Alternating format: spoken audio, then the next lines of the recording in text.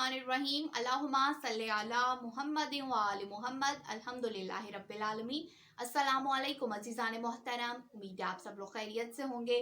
खुदावंद आलम से दुआ और दरख्वास्त है कि वो हमारे आखिरी इमाम मेहदी अलैहिस्सलाम का जल्द अज जल्द ज़हूर फरमाएं, हमारा शुमार इमाम के हामियों और नासरों में हो, आमीन या रब्बिल आलमीन। अज़ीज़ान मोहतरम, जैसा कि इस वक्त ऑलमोस्ट लॉकडाउन हो चुका है तमाम ममालिक में ही, और लोग क्वारंटाइन में हैं और अपना वक्त गुजार रहे हैं, तो ऐसे में बहुत सारी परेशानियों और मसाइल का सामना भी करना पड़ रहा है, जिनमें सबसे बड़ा मसला ये है कि हम अपना दर्द दिल अब किससे बयां करें। क्योंकि पहले ये होता था कि सोशल गैदरिंग्स हो जाती थी या लोग मिल लेते थे अपने दोस्तों से या अपने अजीज़ से, तो वो अपने बात शेयर कर लेते थे। कोई मुश्किल है, परेशानी है, डिप्रेशन है, कोई भी मसला है तो वो शेयर कर लिया जाता था। लेकिन अब चूंकि आइसोलेशन का कहा गया है, लोग आइसोलेट हो चुके हैं और क्वारंटाइन फेज में हैं, तो अब एक सबसे बड़ा मसला ये आ रहा है कि हम अपना दर्द दिल किससे बयां करें। हम बहुत ज़्यादा अकेले हो गए हैं, परेशानी का सामना कर रहे हैं, मसाइल किसी से मसला कह नहीं सकते, उसका हल नहीं मिल रहा, तो क्या करें। अज़ीज़ान मोहतरम, इस सिलसिले में मैं एक रवायत आपके सामने बयां करने जा रही हूँ, जिसको सुनने के बाद यकीनन आपकी तमाम परेशानियाँ और मुश्किलात और मसाइल दूर हो जाएंगे।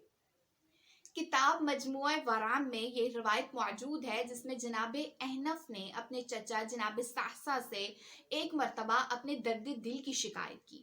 जनाब साहसा ने उनसे फरमाया कि ए फर्जंद, किसी से भी अपने हालात की शिकायत मत किया करो, क्योंकि जो तुम्हारा दोस्त होगा जब वो तुम्हारी परेशानी सुनेगा तो वो रंजीदा हो जाएगा, गमजदा हो जाएगा, और जो तुम्हारा दुश्मन होगा तो वो खुश हो जाएगा।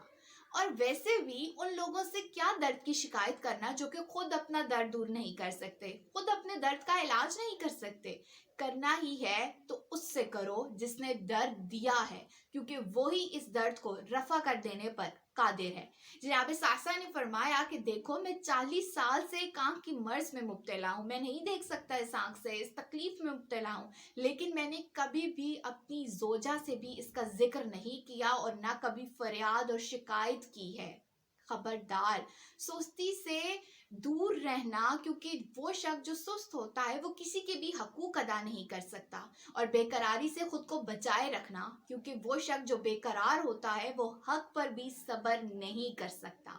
अजीज़ान मोहतरम, इस रवायत को आपके सामने बयां करने का मकसद ये है कि अगर आपको कोई मसला है, कोई परेशानी है, कोई मुश्किल है, तो उसको लोगों के सामने बयां करने से बेहतर है कि खुदावंद आलम की बारगाह में जाएं, 2 रकात नमाज नफल पढ़ें, उसकी बारगाह में सजदा रेज हो, तौबा इस्तगफार करें, उसकी हम्दो सना करें, उसके हबीब और उनकी पाक व पाकीज़ा आल पे दरूदो सलाम भेजें, और फिर अपना मसला, अपनी शिकायत, अपनी परेशानी बयां करें।